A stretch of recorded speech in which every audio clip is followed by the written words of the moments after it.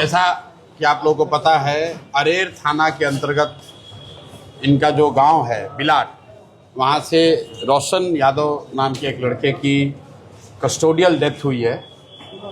उसको लेकर परिवार का जो इल्ज़ाम है उसके संदर्भ में हम लोग यहाँ के पुलिस पदाधिकारी से मिलने आए थे, एसएसपी साहब से। इस पूरे घटना के दो पहलू हैं। पहला पहलू ये है कि परिवार का इल्ज़ाम है कि उस बच्चे को 27 मई को अरेस्ट किया गया। अरेर के बजाय रहीका पुलिस थाना ने उसको अरेस्ट किया 3 बजे। इनको कोई कागज पे कोई सूचना नहीं दी गई, इनको बताया नहीं गया। 3 दिन के बाद इनको पता चला कि इनका बच्चा रहीका के थाने में बंद है। जब ये लोग रहीका थाना में लोगों से अपने बच्चे से मिले तो उसने बताया कि उसके साथ बहुत मारपीट की गई है, उसको करंट उसके बॉडी पे इस्तेमाल किया गया है, उसको टॉर्चर किया गया है, ऐसा परिवार का दावा है।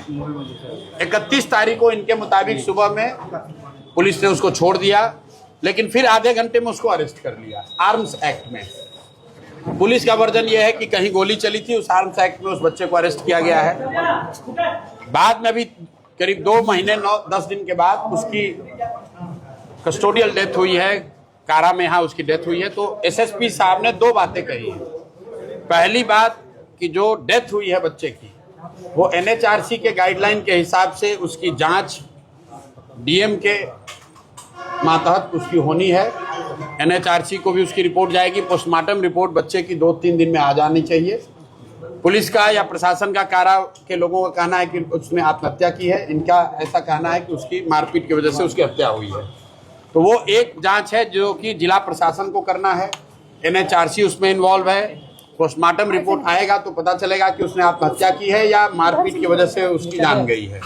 लेकिन उससे जो बड़ा पहलू ये है कि जो 27 मई को जिला पुलिस ने, रहीका थाना ने इनके बच्चे को जो अरेस्ट किया था, उसकी सारी जवाबदेही जिला पुलिस की है। और एसएसपी महोदय ने आज ये कहा है कि 10 दिन के अंदर 27 तारीख को क्यों उस बच्चे को अरेस्ट किया गया, और अगर अरेस्ट किया गया तो क्यों इनको लिखित सूचना नहीं दी गई, रहीका थाना में बिना कोर्ट में प्रोड्यूस किए हुए उस बच्चे को क्यों रखा गया, उसके साथ मारपीट की गई, उसको टॉर्चर किया गया।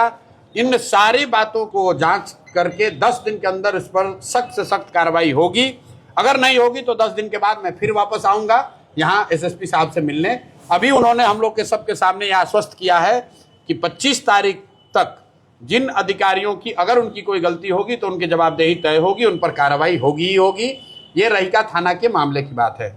दूसरा, जो मंडल कारा में रहते हुए उसकी डेथ हुई है, वो जांच का विषय है। वो जांच अभी चल रही है। पोस्टमार्टम रिपोर्ट 2 या 3 दिन में उन्होंने कहा है आ जाएगी।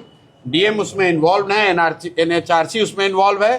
तो एसएसपी साहब का ऐसा कहना है कि उसमें जो एनएचआरसी की गाइडलाइन है उसके हिसाब से, चूंकि कारा के अंदर उस बच्चे की मृत्यु हुई है, तो एनएचआरसी के गाइडलाइन के हिसाब से वो जांच को किया जाएगा। तो पहले पहलू की जिम्मेवारी जिला पुलिस प्रशासन की है, वो उन्होंने जिम्मेवारी स्वीकार की है। उन्होंने जांच की बात स्वीकार की है। 10 दिन का समय सीमा तय किया है।